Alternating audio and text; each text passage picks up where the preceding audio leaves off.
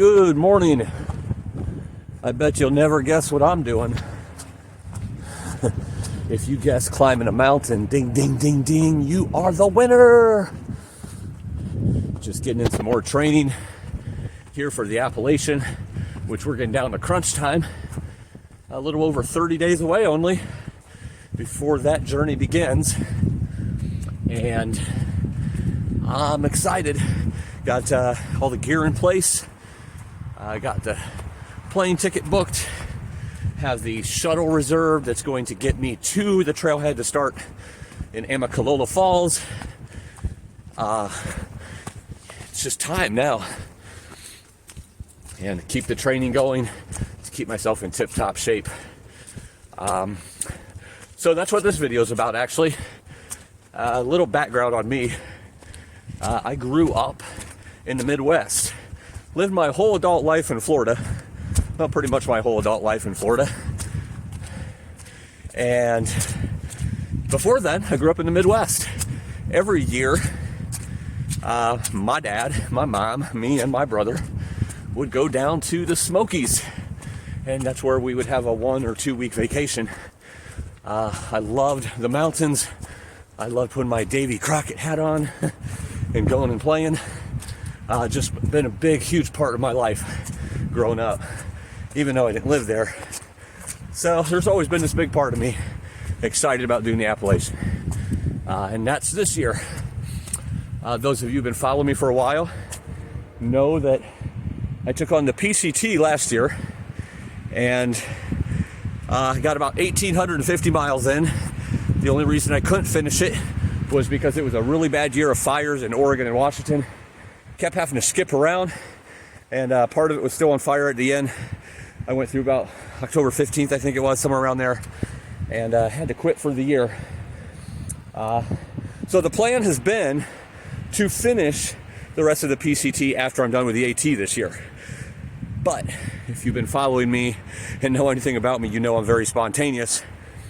So there's always been this other idea in my head too that I wasn't sure, and I'm still not sure. But that is, so two options. Either I'm going to do the PCT after the AT this year, or I'm going to wait to do the PCT after I do the CDT, which is, those are the 3 you need for the Triple Crown, which is what I'm going for. But I thought it would be cool to start with the PCT, do the AT, then do the CDT, and then end with the PCT again for that part that I have to finish. Something cool about going full circle. So that's also in the mix as far as ideas of what I might do. But I am starting the Appalachian this year early enough to where it would leave me enough time to finish the PCT, because the part I have is perfect in July and August and September, which, you know, that's as long as everything goes smoothly. A lot of variables, weather, injuries, everything else on the AT, but I would be getting done somewhere around July or August if everything goes according to plan, which would give me plenty of time to knock out month and a half of the PCT to finish that one as well. I don't know what I'm going to do. Stay tuned and you'll find that out. But basically what this video is going to be about is the differences of the PCT and the Appalachian Trail. PCT meaning Pacific Crest, and the Appalachian Trail. This is part 1. The reason it's part 1 is because I've done parts of the Appalachian Trail. I know a lot about it because having lived on the east side of the US, know quite a bit about the areas. Been traveling my whole life as well. Definitely have hiked part of it, not all of it, not even close to all of it. So this has definitely been a dream of mine for quite some time. But part 2 will come after I'm done with the Appalachian Trail. And then I will compare the differences of the Appalachian Trail and the PCT after finishing the Appalachian Trail. But this video is just going to be based on the things I know about the Appalachian Trail and the things I know about the PCT and the differences that are there for those who might be interested in knowing that before I get started. So let's get going. All right, so the first big difference is the miles.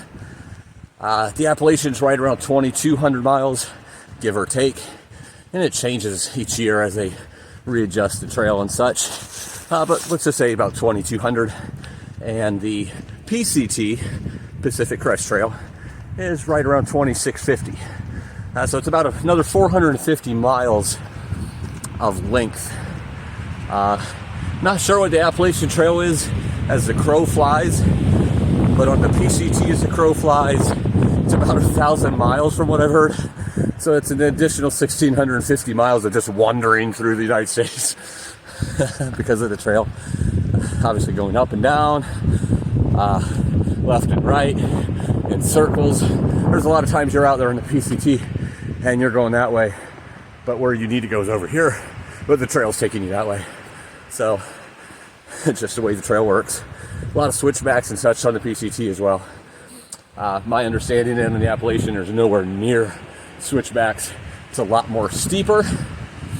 So, and that would be point two, I guess, is you have a lot of up and down on the PCT, and obviously some high elevation, but the steepness on the Appalachian, straight up, straight down mountains, not as many switchbacks, so you're definitely burning those legs a little bit more. It's more physical, and that actually brings me to my next point. It's definitely a more mental game in the PCT.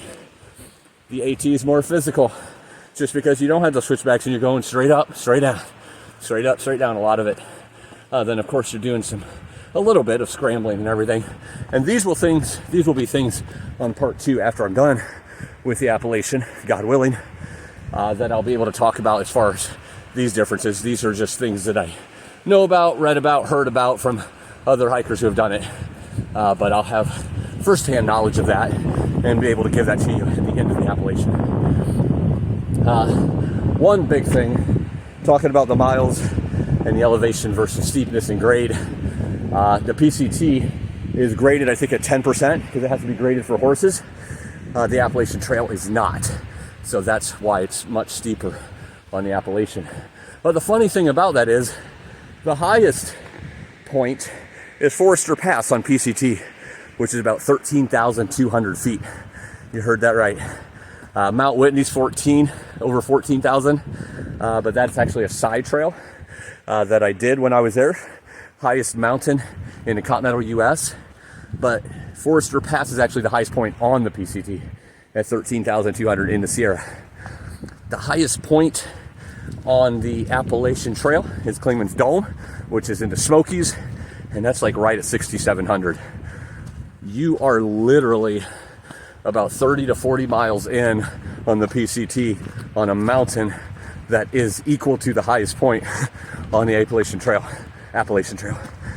So that sounds like the Appalachian Trail would be easier, but it's not, because it's a lot steeper and it's all relative.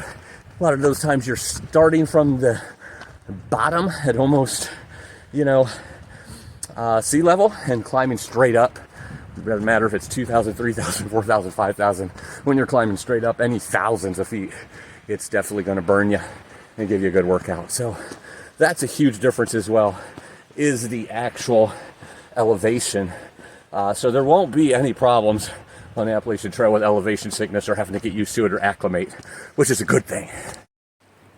Another big difference is on the PCT, you actually only go through 3 different states.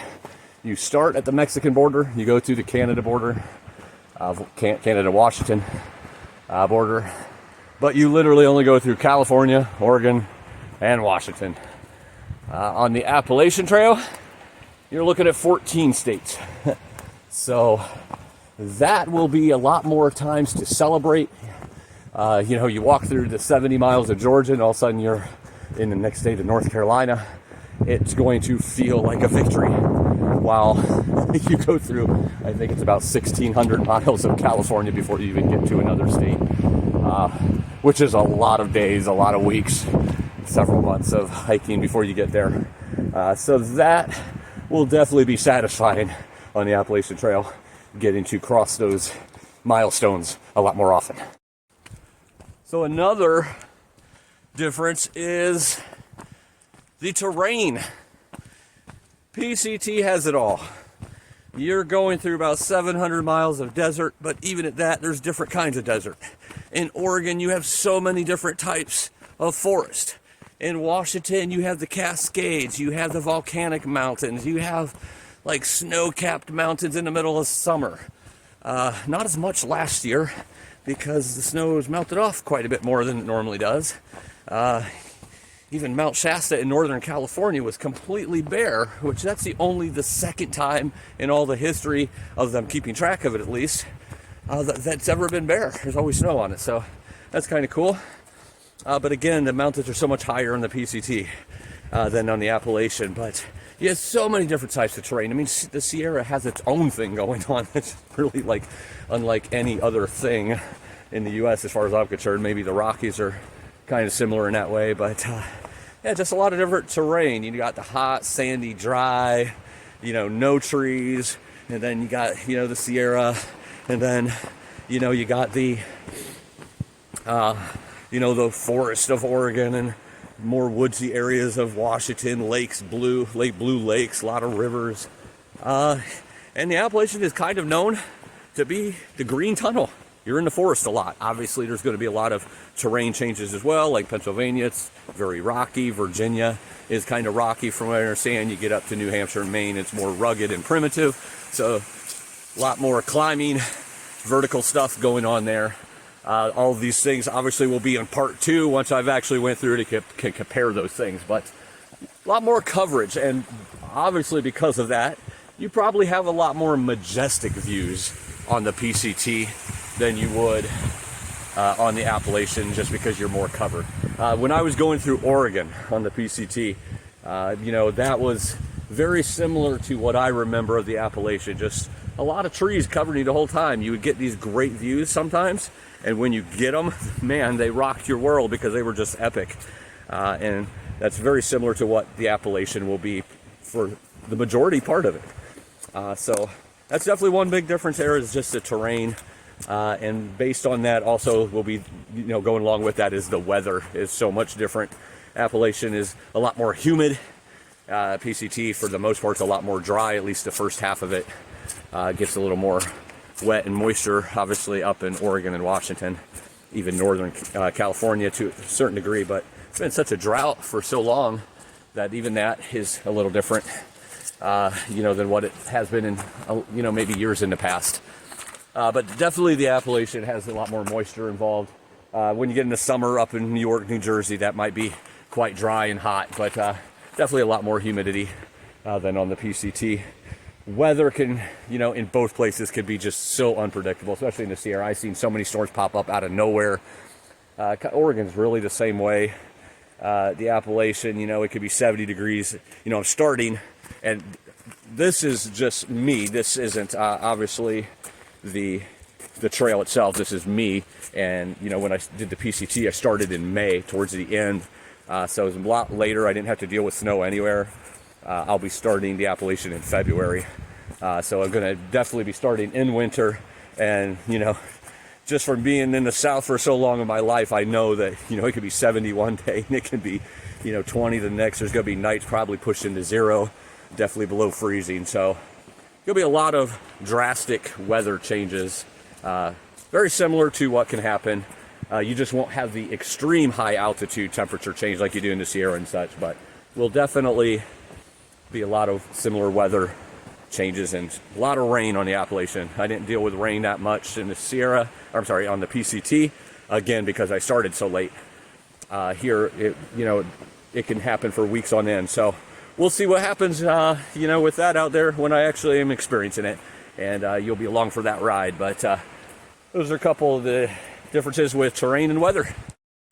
Another difference that this certain part of this trail just reminded me of is the beginning of each trail. So on the PCT, you're starting in the desert right on the border of Mexico and California. Very dry, and you're starting right at, again, the border of a country. The Appalachian Trail, you are starting in the middle of Georgia, not even on the border of states, and not on the border of a country. Of course, there's really no country down there. You got Florida and water. But you're starting there, obviously a very southern, high humidity area.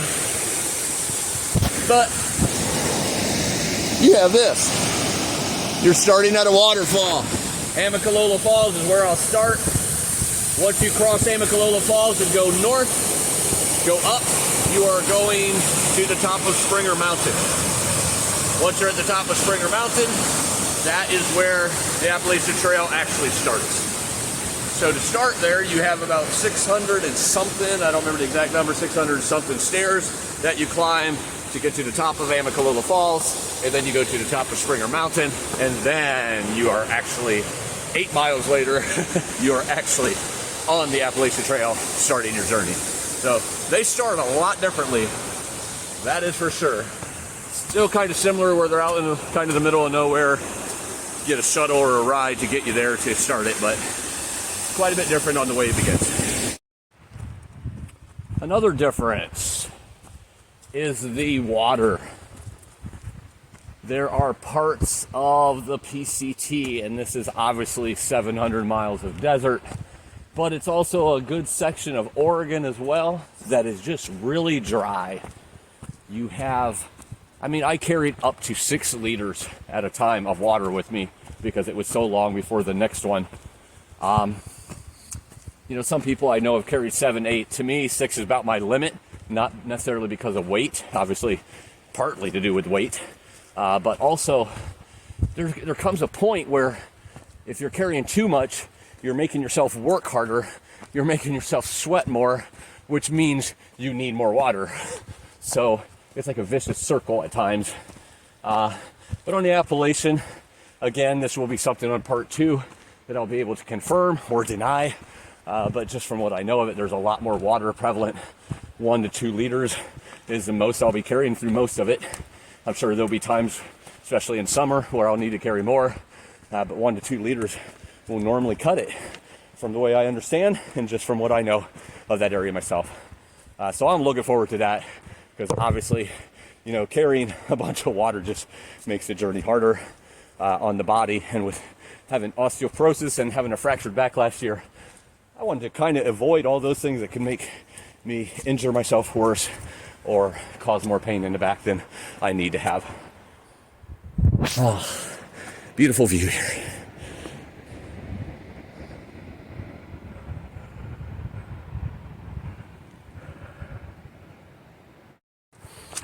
There's a lot more towns across the Appalachian Trail that's easier to get to, so it makes resupply a little easier. There's times on the PCT you're having to resupply, carry food for 8 to 10 days, and this is comparing the same speed that you would go on PCT to the Appalachian. Obviously, I'm not talking going 25 miles a day on the PCT and going 15 on the Appalachian. There's comparing apples to apples here. If you go the same speed, there's a lot more opportunity to get off and resupply, to take a 0 day if needed, to mail yourself packages, whatever needs to happen. So that is going to be a huge benefit, especially with cell phones. You know, when they start dying, it's obviously good to know that you can go 3 or 4 days and then be able to, sorry, that one got me out of breath, that little hill there. Doesn't help that I'm talking, but you know, rather than waiting 7 to 10 days, which I definitely had to do more than once before I could recharge, especially when I had my foot injured in Yosemite, up to Sonora Pass. That wasn't real fun. But because my phone was going dead, and you know, that reminds me also on the trail itself. And anyway, let me go back to that. It's definitely more towns, more availability to resupply and everything else. But while I'm talking about that, I also want to talk about this. So there was one time in Yosemite where my phone was dying because I had already been out there for several days, and I had to get out. I think it was still 2 more days before I got to where I could resupply, but my phone was just dying, and you know, I couldn't shoot much video during that time. Then I still ended up shooting too much because it was running out, and I got quite worried this one time because Yosemite has happened several times. Just kind of lose the trail all of a sudden. What big slab of rock that, you know, goes on for hundreds of feet. And normally there's like, somebody will have arrows with stones, or, you know, have a little monument of stones there where you can, you know, go up and know that, hey, this is where the trail goes. Well, this particular one did not. And I just, it was bad. I got lost for like 30 minutes on this rock, climbing straight up, and I wasn't supposed to be climbing straight up. So it was kind of tough, for sure. And with the phone dying, that's never a good situation. I got a little freaked out. Not too bad, because I knew I'd make it out of there, but a little freaked out. I was getting a little more angry than anything. So my point with that story is that there's times on the PCT that it might not be marked too well. You'll see a sign maybe once every 50 miles or so. Oregon seems to be really good about marking it, so you always know where you're at or where the trail splits. But there's just certain areas in the Sierra, more Yosemite, some areas of the desert. Nothing bad. It's really hard to get lost on the PCT, but it's almost impossible on the Appalachian Trail because they have what's called white blazes, which are almost like white painted marks on trees and rock and everything else. And I believe the way they set it up, I'll be able to tell you more about this after the fact on part 2 of this. But I think you're supposed to be able to stand in one spot at a blaze and be able to look ahead and see the next blaze. So I forget the number, but it's thousands and thousands of these white blazes on the trail. So you always know where you're going in case the trail gets covered up or if it splits or something like that. So I think that's one other big difference. Is the trail marking itself, and it's, a lot harder to get lost on the Appalachian, when you have to get off trail to do your business or whatnot. I'm sure people have done it. I'm sure people have gotten lost before, though. So another thing is the Appalachian Trail seems to be a lot more popular as far as people traveling it, whether they're day hikers, section hikers, overnighters, whatever, backpackers. Just even the thru hikers themselves, there seems to be more people trying to thru hike it each year. And there's several reasons for that. I'm not going to go into that, but it's definitely, I don't know that if the trail's been around too much longer. It's definitely was started before the PCT, but probably because of the trail, the cities and towns and everything. The trail angels, trail magic, which is where, people are providing food or different things for the hikers, different things that the trail will provide to help through hikers on their journey. That's more prevalent on the Appalachian Trail. And it's not that the PCT don't care about their hikers. That's not it at all. It's just more spread out. It's more remote. It's more primitive. So you're not as close to those towns and have that availability as much. PCT is very giving. I've met some of the best trail angels ever on the PCT. So I'm not taking anything from PCT at all. Again, just talking about some of the differences that I do know about. So that will be one big thing right there, is the actual, towns, trail angels, the availability of that will probably be a little more reliable, if that's the right word, on the Appalachian Trail. So the last and final one I'm going to talk about, this video could go on and on and on and on with all the differences. But I have to leave something for part 2. I'm going to have a lot to part 2, obviously, when I've actually completed the Appalachian Trail and all the different things that I will notice as I'm walking it that I do not know about right now. But the last one is kind of an obvious one, but people might not think about it. And that's the fact that Appalachian Trail's on the East Coast and PCT's on the West Coast. The prices of everything is going to be quite a bit different. East Coast is definitely more affordable on a lot of things. So the resupply should be a little more cost effective on the East Coast than it is on the West Coast. There were times I'd stop in some stores and something that would be, $1 out east is $3 and $4 on the PCT. So that makes things a little rough when you're, trying to be frugal and just trying to survive and get the things that keep you going. But we'll find out. Who knows? Maybe by the time I start in a month, prices will be hiked out there too. Things get more expensive as we live, not cheaper. So we'll see. But that's it for this video. I just wanted to tell you, especially the people that aren't aware of the two trails, some of the differences between the two. And I can't wait to get started and have you all out there with me, cheering me on and, getting to feel like you're right there with me on the actual hike and seeing the beauty of nature, the wildlife. Because at the end of the day, that's what it's all about. It's a completely different trail, but it's all about nature, climbing and conquering, beating down those demons, winning, overcoming. and suffering too, but pushing through the suffering and keep on going. And the beauty of nature and the majesty of it all. Can't wait to see you out there. We'll see each other before then, but all right, just remember, live life.